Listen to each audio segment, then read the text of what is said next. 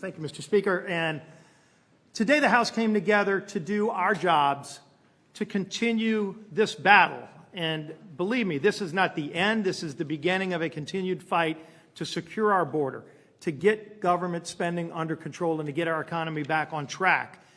And that means for the next 45 days, we're going to be working through the remaining issues. As the Speaker talked about, starting Monday, we're coming back here in the House to continue the appropriations process. The House has now passed over 70% of government funding in the appropriations bills. We've passed those bills over to the Senate. The Senate has taken up 0 appropriations bills that they've passed. So it's time for the Senate to start doing their job. It's time for the appropriations process to keep moving forward. The House is going to keep moving forward with the remaining appropriations bills. All the bills that are still out there, both sitting to come to the floor, there are 2 that are still in committee.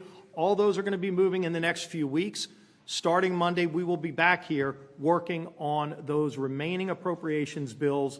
But as I will remind everybody, over these last few days, you saw the House pass over 70% of funding of government appropriations bills to the Senate with the priorities of the House to address our border crisis, to address getting our economy back on track, to get our military focused on the threats that are posed by countries like China.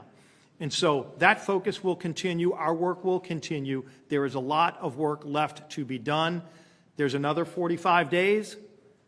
That doesn't mean that what just happened today ends. That means these next 45 days we're going to be busy working here in the People's House. It's time the Senate do that same aggressive form of work, and it's long past time that Joe Biden get engaged in this process as well. He opened the southern border. He created a mess that has riveted the entire nation to the point where Republican mayors, Democrat mayors who are switching to Republican because they're fed up with the open southern border and the damage it's causing not just to our southern border, the damage it's causing to every community in America who is now a border town, because they're seeing the deaths from the fentanyl overdose. They're seeing people coming across in every community, people on the terrorist watch list, coming across by the thousands every single day, and Joe Biden hasn't cared about this crisis. The American people care about it. House Republicans care about it. We have now continued to push and will continue to push over these next 45 days to get this border crisis solved as we work to solve all of the other problems holding our country back. With that, bring up the man who works to get the votes today. Strong, strong vote. Our whip, Mr. Emmer.